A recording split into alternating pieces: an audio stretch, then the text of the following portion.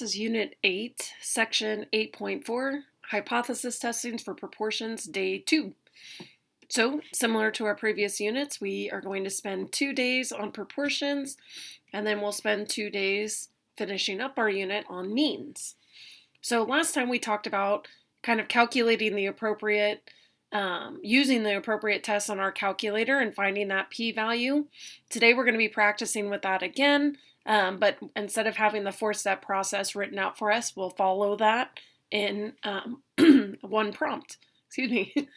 All right, so example, we'll dive right in. According to the National Institute for Occupational Safety and Health, so OSHA, job stress poses a major threat to the health of workers.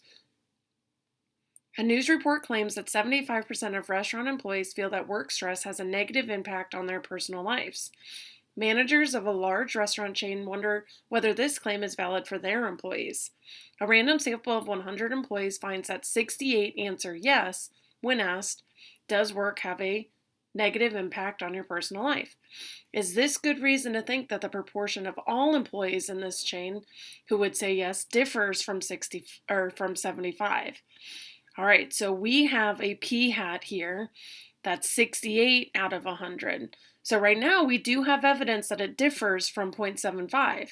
But is that difference that we're observing, is that due to sampling variation, or is it because it's actually an incorrect claim? We can run a hypothesis test on this. So we're going to ask about p, which is the proportion of employees that answer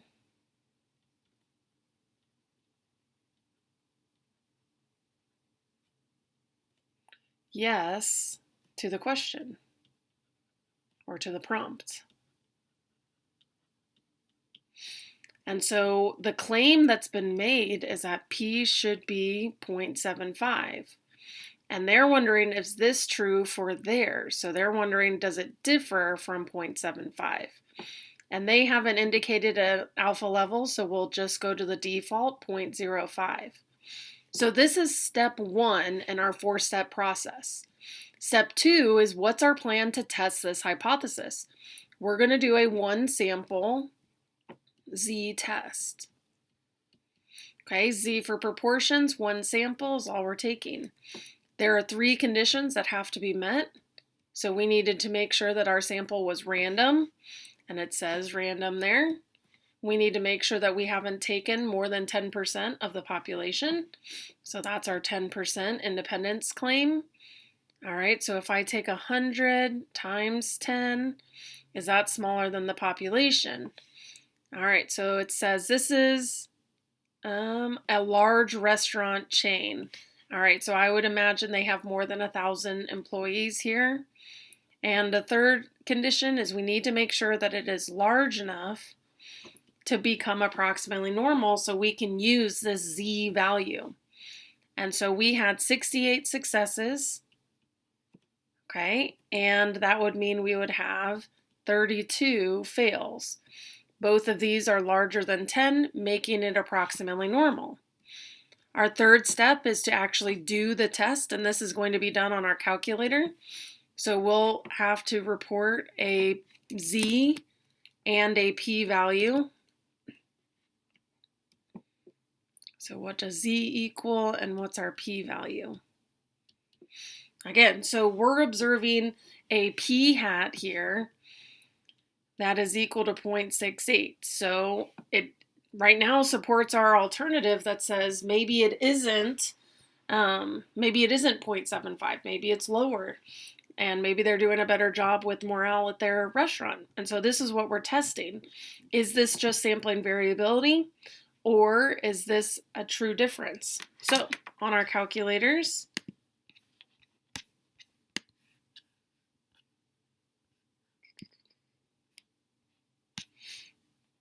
sorry about that. Well, let me get this pulled up here. We're going to run our test. So we're going to go to stat, over to tests, and we're running a 1 proportion z test. That's option 5. So the claim's been made that it should be at 0.75. Okay, and the claim, or I'm sorry, our sample is 68 out of 100. We think that it is not equal to 7.75. And again, I prefer draw just so that I can see the difference of where my observation is. All right, so to me, looking at both sides, that's a lot filled in there. So this is giving us a z-value of negative 1.61. That's really not that far off from what we were expecting at 0, and a p-value of 0.106. So there's a 10% chance of our sample happening just due to sampling variability. So out of 100 times or out of 10 times, this would happen once. And so it's not that unusual. All right, so we can make our conclusions here. We have negative 1.62. And then we have a p-value that's at about 10% here. So our conclusion, okay, we're going to use that canned statement because p-value equals 0.10 is greater than our alpha of 0.05, we fail to reject the claim.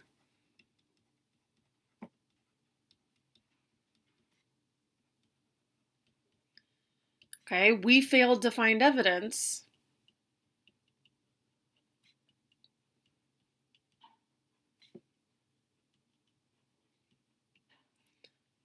that the proportion of employees, and I'm just rephrasing that top part that we already defined.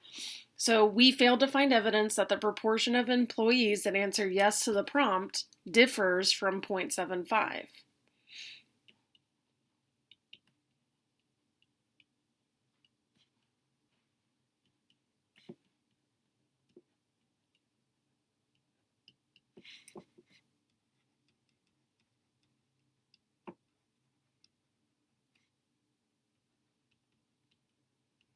And so this is saying it's probably just sampling variability, this observation that is different.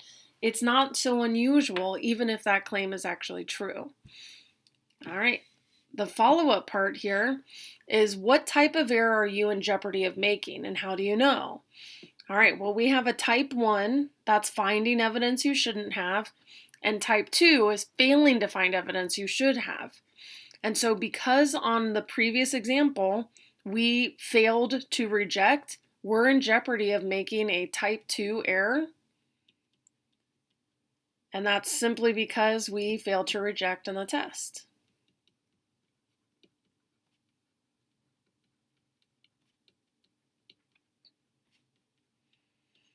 So a consequence could be that theirs actually is different from 0.75, but we just didn't find that evidence. And hopefully it's lower so that there aren't, so that it isn't more people that are upset about their work environment, but we don't know that. It is possible that we made a type 2 error in this case because we failed to reject. Our next example, it says, when the accounting firm AJL and Associates audits a company's financial records for fraud, they often use a test based on Benford's Law. And we talked about this in a previous unit. But Benford's Law states that the distribution of first digits in many real-life sources of data is not uniform. In fact, when there's no fraud, about 30.1% of the numbers in financial records begin with a digit 1. However, if the proportion of first digits that are 1 is significantly different from that probability in a random sample, the firm is going to do a more thorough investigation of the company. So suppose in a random sample of 300 expenses from a company's financial records results in only 68 expenses that begin with a digit 1. Should they do a more thorough investigation of this company? All right, so this is P, the proportion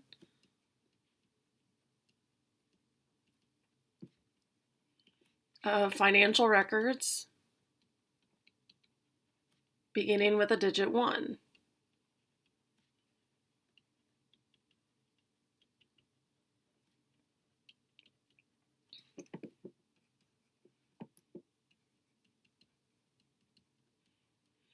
Okay, the claim has been made that this proportion, if there's no fraud present, should be 0.301. The alternative is that if it differs from that on either side, too many ones, too few ones, they should be investigating them further. And we're going to go ahead and use an alpha of 0.05 since they haven't indicated a different level. So our plan to test this is to take a one sample z-test, z for proportion, one sample from that population. Our one sample was randomly selected. It says, suppose that a random sample has been investigated. And two, we're going to make sure that we've met the 10% condition. So my 300 times 10. And we need to make sure that this is smaller than the population. So it says, okay, this is a company's financial records. I would assume that if they have all these records, they would have more than 3,000. But again, that's an assumption there. They didn't tell us exactly how many. And then on 3 large counts, this is to make sure that it's approximately normal so we can use that normal distribution and a z value here. We had 68 bigger than or equal to 10, and then we had 232 fails, also bigger than or equal to 10. So once we've met all the conditions, we have a random independent normal distribution. We can calculate the values. We need a z-score, so how far away is our p-hat here? So we have a p-hat of 68 out of 300. How different is that from what we're expecting? Is it significantly different? Should we do a more thorough investigation? Or is this just sampling variation? All right, so we need a z to tell us how far, and then a p-value to tell us the probability of our sample. All right, so I'm going to grab my calculator here and go to stats, over to tests, option 5, one proportion z-test. The claim is 0.301, 30.1%. We have 68 out of 300, and we need to investigate on either side of that. Again, I still like to draw it so I can see visually how close it is to my claim here. And right away I see it's pretty far because there's not coloring in on either side of these tails. In fact, it's 2.8 standard deviations below what we expected. That's pretty significant. In fact, it only happens about 0.5% of the time. So now we have negative 2.81. I believe that's what it said. There we go. And 0.005 for our p-value. So they're saying that this is no longer just sampling variability. This is significantly different than what we were expecting. It's really far from what we thought it was going to be. So for our conclusion, we can say because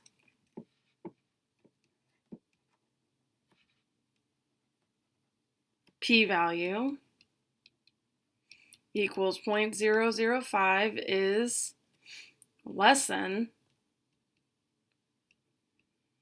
our alpha of 0.05, we reject the claim. We found evidence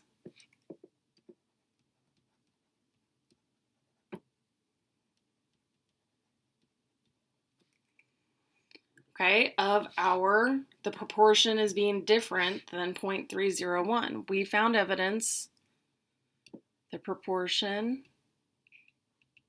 of financial records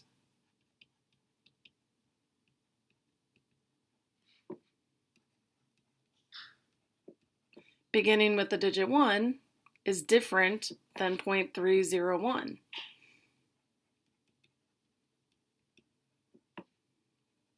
So make sure we're getting this all written out.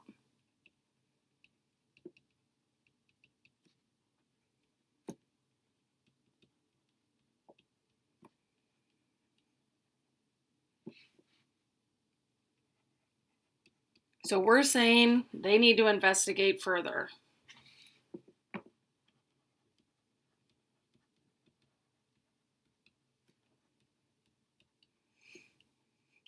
And I'm just following up answering the question that they set out here.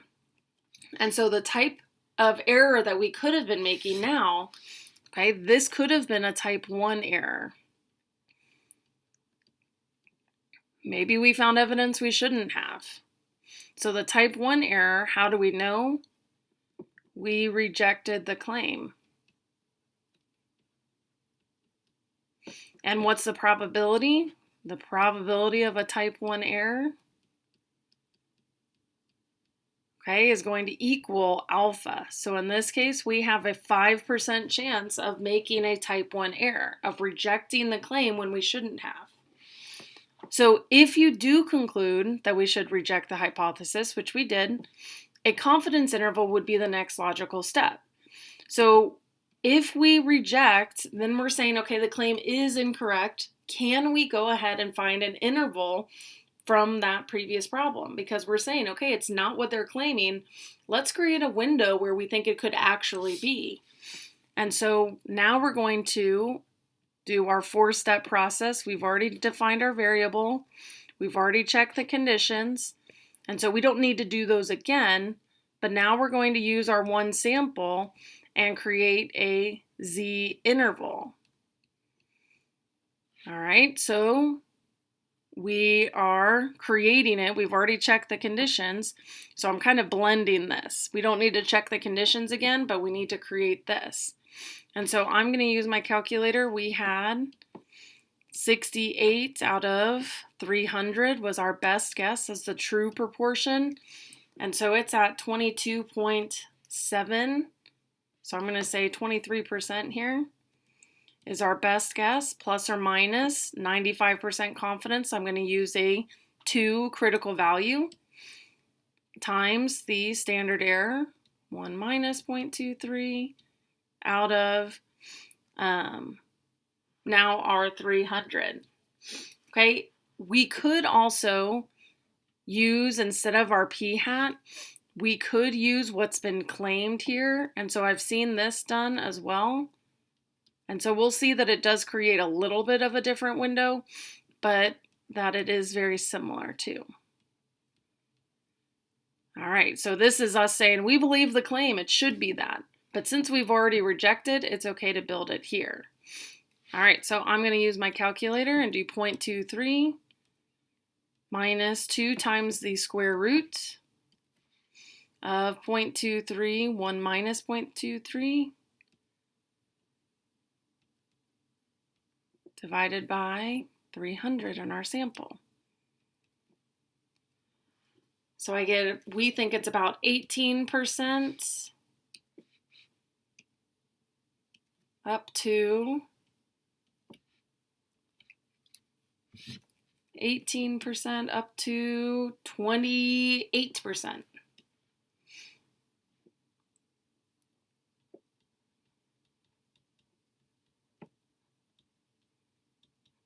And so we would interpret this. Right now, we should be at 30%, and 30% isn't an option in our interval. That's what it says. According to Benford's law, we would estimate that if there's no fraud going on, 30% is kind of what we're expecting. We're 95% confident that the true value in our interval should be between 18 to 28%. So we would conclude we are 95% confident that ours is one of many intervals that should capture it.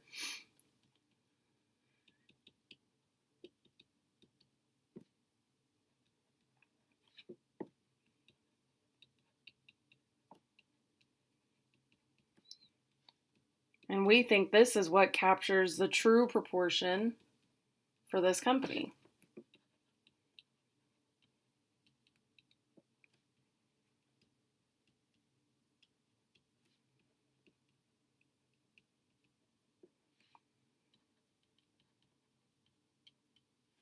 And so again, this also solidifies this idea that because 30% is outside of our interval, we would reject that claim. It doesn't appear to be a plausible solution.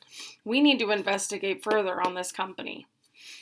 All right, so as we move from our proportions to means, next time we'll spend 2 days on means. Let me know if you have any questions on proportions, and I will try to help out.